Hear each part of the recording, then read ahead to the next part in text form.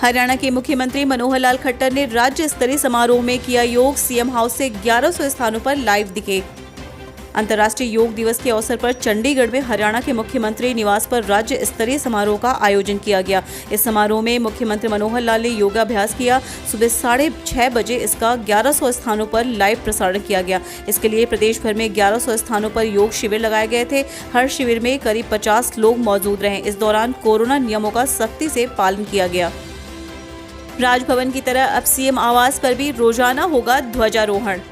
राजभवन की तर्ज पर हरियाणा के मुख्यमंत्री आवास पर भी अब हर रोज सुबह राष्ट्रीय ध्वज फहराया जाएगा। सोमवार सुबह ध्वजारोहण के अवसर पर मुख्यमंत्री मनोहर लाल ने तिरंगे को सलामी दी और पुलिस के जवानों ने इस अवसर पर ध्वजारोहण की धुन बजाई।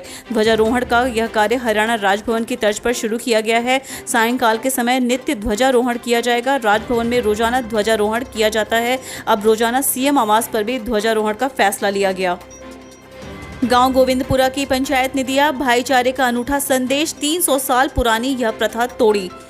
गांव गोविंदपुरा में ग्रामीणों ने 300 साल पुरानी एक ऐसी प्रथा को तोड़कर भाईचारे का संदेश दिया है, जिससे पूरे गांव में खुशियां लौट आई हैं। गांव गोविंदपुरा में राजपूत व अनुसूचित जाति के लोग रहते हैं तथा इस गांव में अनुसूचित जाति के लोगों को शादी में घोड़ी पर निकासी निकालने की इजाजत नहीं थी, लेकिन इस बार गांव में बनी पंचायत ने अनोखा कार्य करते हुए इस प्रथा को खत्म करने का फैसला लिया, जिसके बाद गांव में विजय कुमार की शादी धूमधाम से हुई तथा शादी में घोड़ी पर निकासी भी निकाली। डिप्टी स्पीकर ने किया बिजली कार्यालय का उद्घाटन। बाद में गंगा जल छिड़ककर किसान बोले अब हो गया शुद्ध। हरियाणा विधानसभा के डिप्टी स्पीकर रणवीर गंगवा ने गांव गंगवा में बिजली निगम के सब डिवीजन कार्यालय का उद्घाटन करने पहुंचे। इसकी सूचना मिलने पर आंदोलनकारियों ने कार्यक्रम में खलल डालने के लिए आंदोलनकारी योजना बनाने में जुट गए। बताया जा रहा है कि आंदोलनकारी कार्यक्रम में खलल डालते इसलिए समय से पहले ही बिजली कार्यालय का उद्घाटन डिप्टी स्पीकर के हाथों करवा दिया। इसके बाद पहुंचे आंदोलनकारियों ने वहां पहुंचकर कार्यालय में गंगा जल का छिड़काव किया और कहा कि अब ये शुद्धि हो गया है। सीडीएलयू में चौधरी देवीलाल की विशाल प्रतिमा का दुष्यंत ने किया अनावरण। जाने क्यों खास है यह प्रतिमा। उप मुख्यमंत्री दुष्यंत चौटाला ने कहा कि राज्य सरकार शहरों के साथ साथ ग्रामीण क्षेत्र का समान रूप से विकास करने पर जोर दे रही है। सिरसा शहर के आधा हिस्सा को अमरूत योजना व शेष शहर का इंडिपेंडेंटली स्टेट फंडिंग प्रोग्राम से विकास करवाया जाएगा। डिप्टी सीएम चौधरी देवीलाल विश्वविद्यालय सिरसा में पूर्व उप प्रधानमंत्री चौधरी देवीलाल की 18 फीट की विशाल प्रतिमा का अनावरण करने के बाद पत्रकारों से बात कर रहे थे। इस प्रतिमा में 300 टन मेटल का प्रयोग हुआ है तथा प्रतिमा को 2 कारीगरों ने 1.5 माह में तैयार कर अपनी कला को दर्शाया है। दुष्यंत चौटाला ने प्रतिमा पर पुष्प अर्पित करके नमन किया। इस दौरान पुरातत्व विभाग के राज्य मंत्री अनूप धानक भी उपस्थित थे। डिप्टी सीएम ने सीडीएलयू में किया university IT data and computer centre भवन का शिलान्यास। डिजिटलाइजेशन के इस युग में सूचनाओं का प्रबंधन डाटा के रूप में होता है और जो राष्ट्र सूचनाओं का प्रबंध बेहतर तरीके से करेगा वह विश्व महाशक्ति के रूप में उभर कर सामने आएगा। विश्व भर के शैक्षणिक संस्थानों के अंदर भी डाटा प्रबंधन के लिए अनेक प्रकार के शोध कार्य चल रहे हैं। डाटा एकत्रीकरण तथा शोध के क्षेत्र में उल्लेखनीय कार्य करके शैक्षणिक संस्थान राष्ट्र उत्थान में महत्वपूर्ण भूमिका अदा कर रहे हैं। अंबाला में मजदूर की पीट कर हत्या। शव को सड़क किनारे फेंक फरार हुए मुंशी व सहयोगी। प्रेम संबंधों में चल रही तकरार के चलते ईंट भट्टा मजदूर रविंद्र मांझी की डंडों से पीट कर हत्या कर दी गई।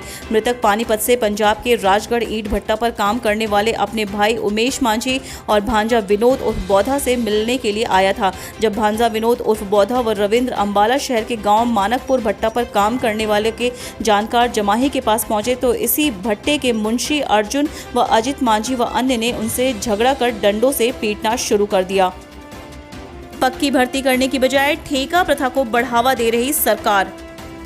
पूर्व मुख्यमंत्री और नेता प्रतिपक्ष भूपेंद्र सिंह हुड्डा ने एक के बाद एक सरकारी भर्तियां रद्द करने के फैसले पर असंतोष जताते हुए कहा कि पीजीटी संस्कृत और टीजीटी इंग्लिश समेत कई भर्तियों को रद्द करने के बाद अब सरकार ने जूनियर सिस्टम असिस्टेंट इंजीनियर की भर्ती भी रद्द कर दी।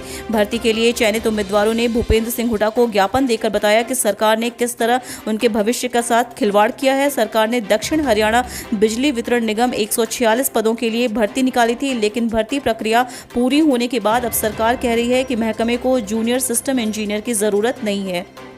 चौधरी देवीलाल की प्रतिमा का अनावरण करने पहुंचे डिप्टी सीएम। किसानों ने किया जमकर विरोध।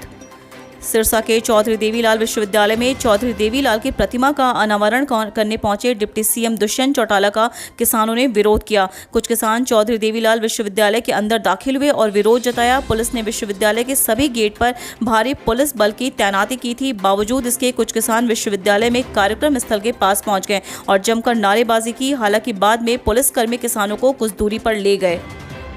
साइड नहीं देने पर 3 युवकों ने हिमाचल से सामान लेकर आ रहे ट्रक ड्राइवर को मारी गोली। घायल चालक पीजीआई रोहतक रेफर। हरियाणा के सोनीपत जिले में सोमवार सुबह एक सनसनीखेज वारदात अंजाम दी गई।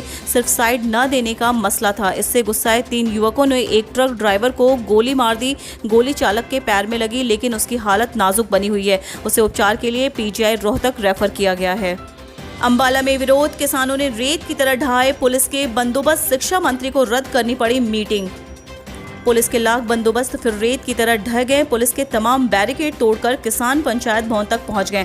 इसी वजह से जिला कष्ट निवारण समिति की मीटिंग रद्द करनी पड़ी। डीसी विक्रम सिंह को शिक्षा मंत्री कंवर पाल की गैरहाजिरी में शिकायतें सुननी पड़ी। शिक्षा मंत्री कंवर पाल गुर्जर खुद समिति की मीटिंग में आने वाले थे। इस दौरान पुलिस व किसानों के बीच झड़प भी हुई।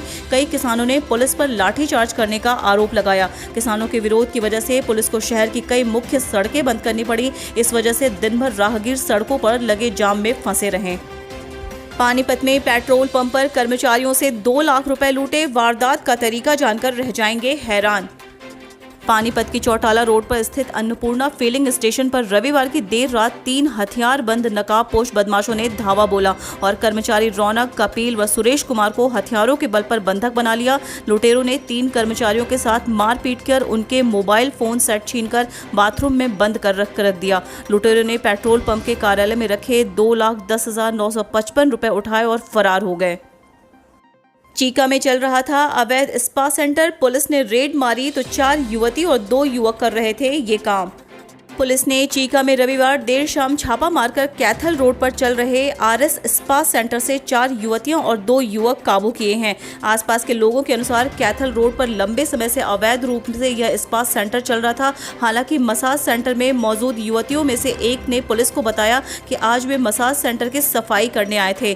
खबर लिखे जाने तक पुलिस द्वारा इस मामले में कानूनी कार्रवाई अमल में लाई जा रही थी। चीका थाना प्रभारी विकास कुमार ने बताया कि गुप्त सूचना के आधार पर पुलिस द्वारा रेड की गई तो वहां आरएस मसाज सेंटर से 4 लड़कियां व 2 लड़के मिले, जिन्हें पुलिस द्वारा पूछताछ के लिए चीका थाना लाया गया। 25,000 का इनामी मोस्ट वांटेड गिरफ्तार। कई जिलों की पुलिस को थी तलाश। जिला पुलिस ने 25,000 के इनामी मोस्ट वांटेड अमरदीप शेखावत उर्फ अमरदीप पुत्र राजकुमार वासी महावीर कॉलोनी हिसार को गिरफ्तार कर उसके कब्जे से एक देसी पिस्टल व 2 जिंदा रौंद बरामद किए हैं।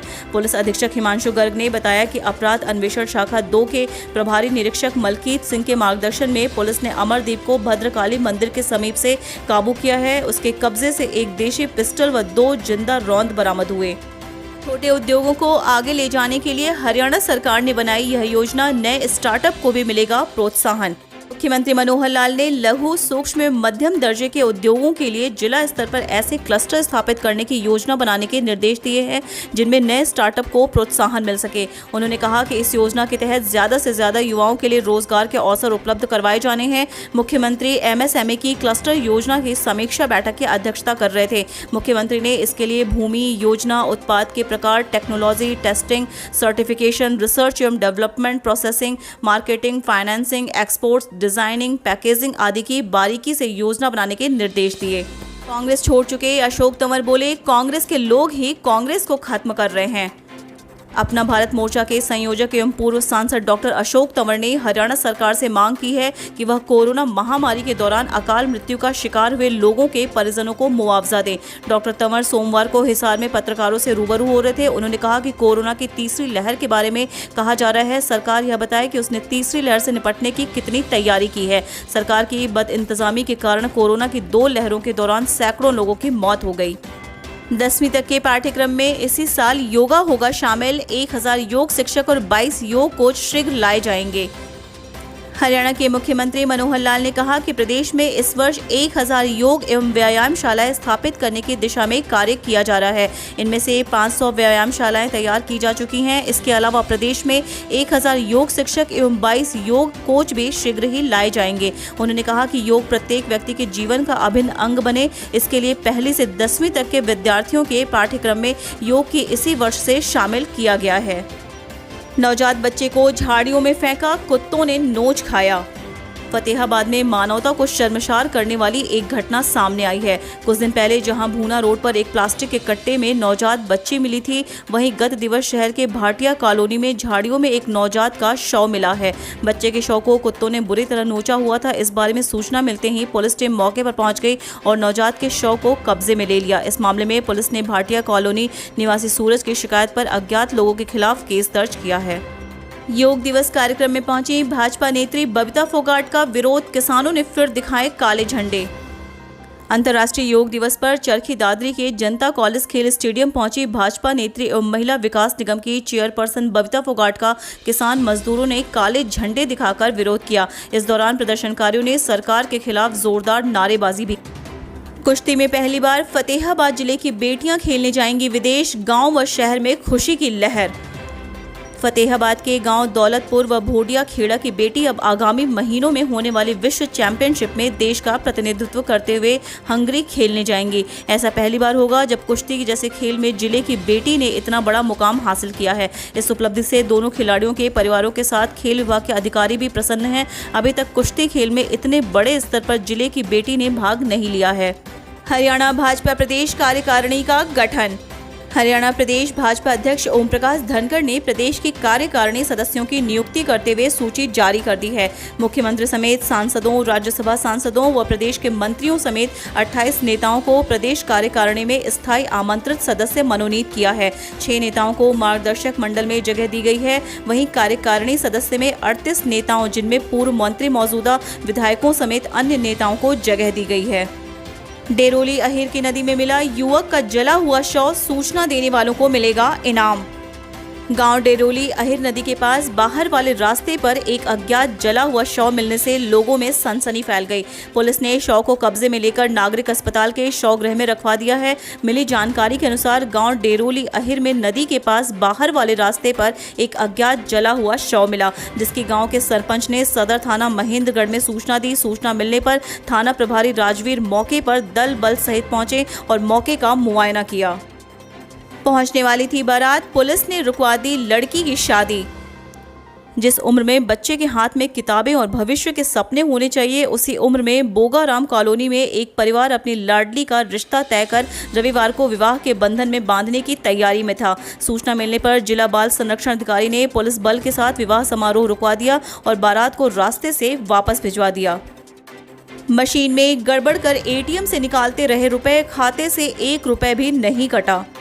एटीएम कार्ड के जरिए बैंक से ठगी का अजीबोगरीब मामला सामने आया है। 2 खाता धारक स्टेट बैंक ऑफ इंडिया के एटीएम बूथ से अपने एटीएम कार्ड के जरिए 7 लाख रुपए से अधिक की राशि निकाल चुके हैं, लेकिन दोनों के खाते से 1 रुपए भी नहीं कटा। दोनों खाता धारकों द्वारा सर्कुलर रोड पर स्थित बूथ पर 36 बार अपने एटीएम कार्ड का भी प्रयोग किया गया है। यह 7 लाख रुपए की राशि एटीएम से 1 माह के दौरान निकाली गई है। धोखाधड़ी का पता लगाने के बाद बैंक के मुख्य प्रबंधक ने दोनों खाता धारकों के खिलाफ शहर थाना में केस दर्ज कराया है।